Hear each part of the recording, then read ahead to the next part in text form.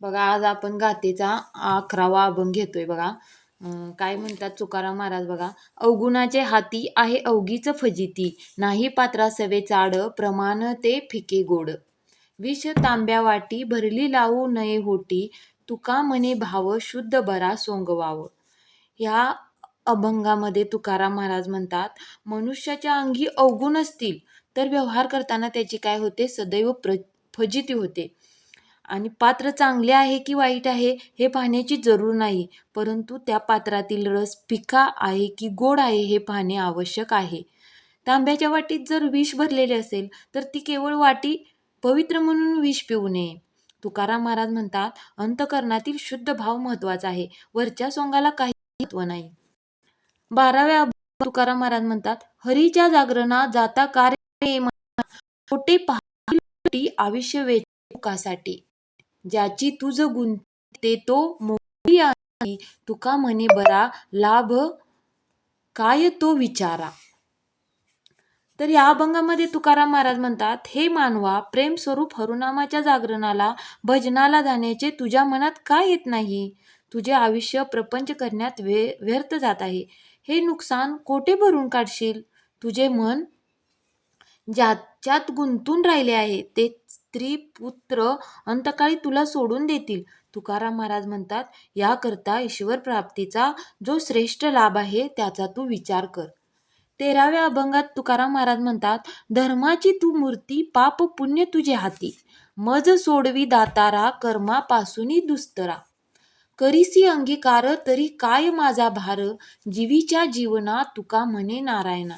या अभंगामध्ये सांगतात तुकाराम महाराज, हे विश्वचालका, तू तर धर्माची मूर्ती आहेस. मानवाकडून पाप पुण्य घडवणे तुझ्या हाती आहे. यासाठी हे दातारा, अवघड अशा कर्मबंधनातून मला सोडव. तू जर माझा स्वीकार केलास तर माझा काय भार होणार आहे? तुकाराम महाराज म्हणतात, हे नारायणा, तू जीवाला जीवन देणार आहेस, मला कर्मबंधनातून सोडव. 14व्या अभंगामध्ये म्हणतात, सुंदर ते ध्यान उभे विटेवरी, करकटावरी ठेवून या, तुळशी हार गळा कासे पितांबर, आवडे निरंतर हेची ध्यान, मकर कुंडले तळपते श्रवणी, कंठी कौस्तुभवनी विराजित, तुका म्हणे माझे हेची सर्व सुख, पाहिन श्रीमुख आवडीने.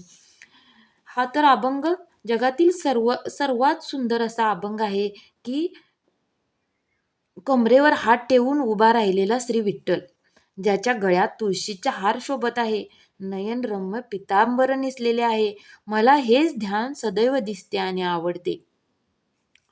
त्याच्या कानामध्ये मकराकार कुंडले झळकत आहेत व गळ्यामध्ये कौस्तुभ मणी शोभून दिसत आहे.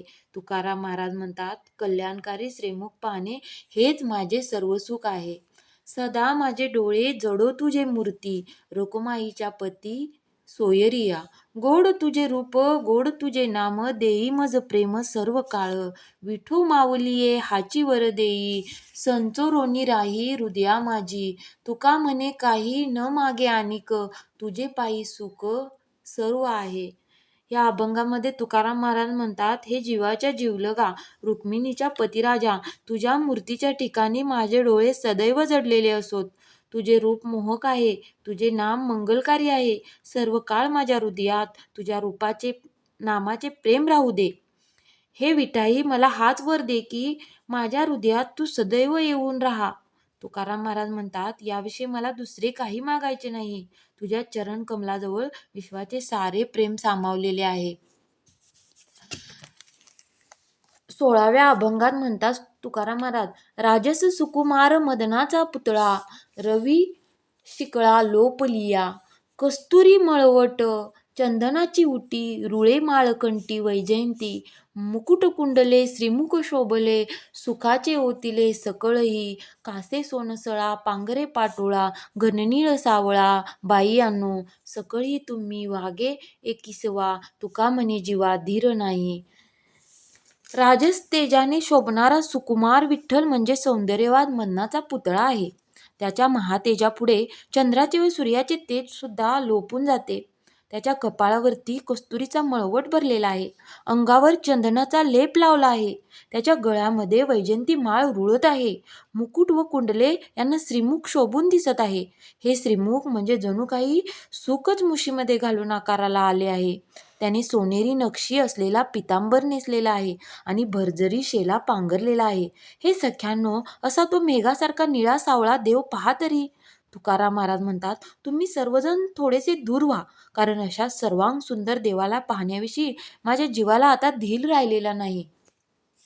करकटावरी तुळशीच्या माळा, ऐसे रूप डोळा दावी हरी, ठेविले चरण दोन्ही विटेवरी, ऐसे रूप हरी दावी डोळा, कटी पितांबर कास मिरवली, दाखवी वाहिली ऐसी मूर्ती, गरुड पारावरी उभा राहिलासी, आठवे मानसी तेची रूप, झुरुनी पांजरा होऊ पाहे आता, येई पंढरीनाथा भेटावया, तुका म्हणे माझी पुरवावी आस, विनंती उदास करू नये.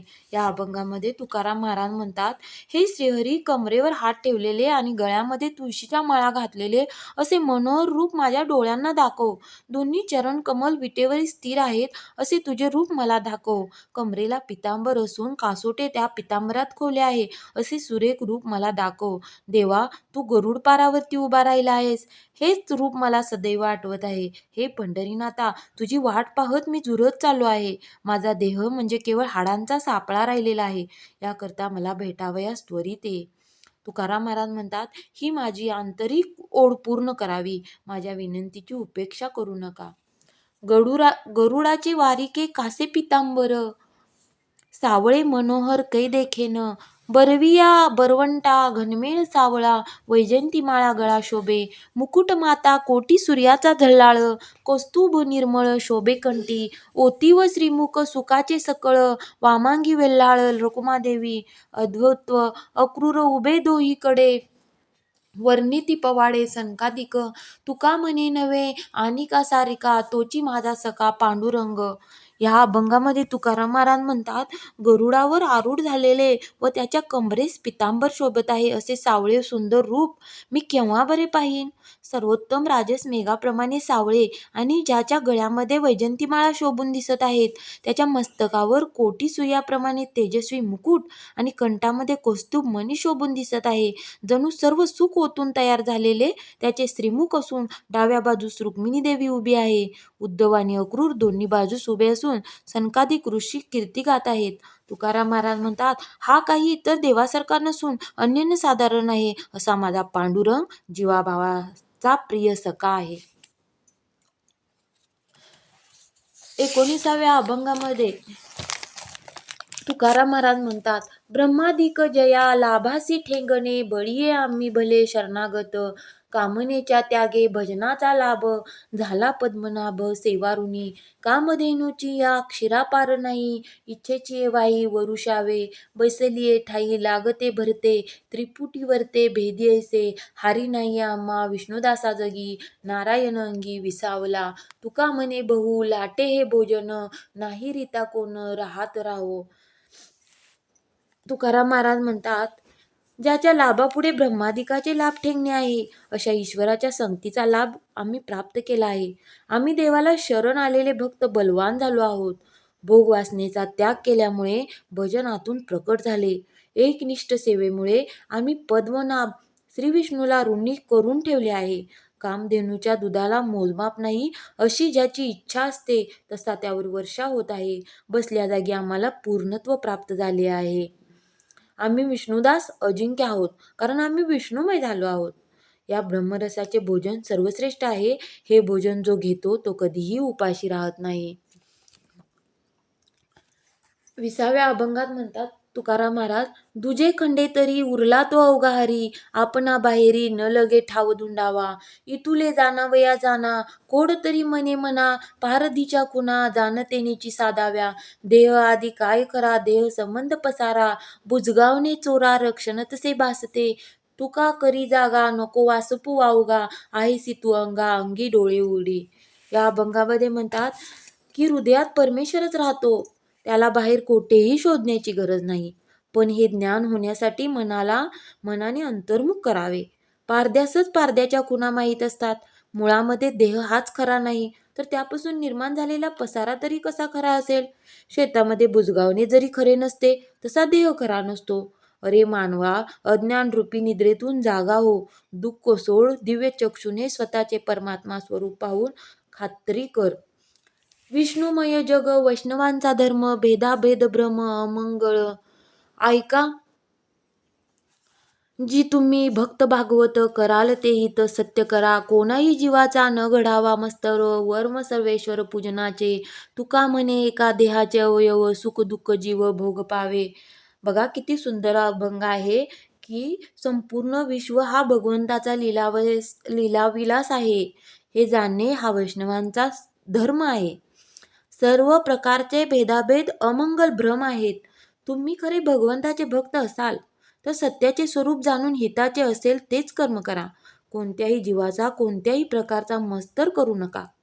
हे सर्वात्मक ईश्वराच्या पूजनाचे वर्म आहे. सर्व अवयव एका देहाचे आहेत. कोणत्याही अवयवाला सुखदुःखे झाली तर ती जीवाला प्राप्त होतात. तर आज आपण तुकाराम महाराजांचे अभंग बघितले. तर पुढील अभंग आपण पुढल्या सेशनमध्ये पाहूया. थँक्यू.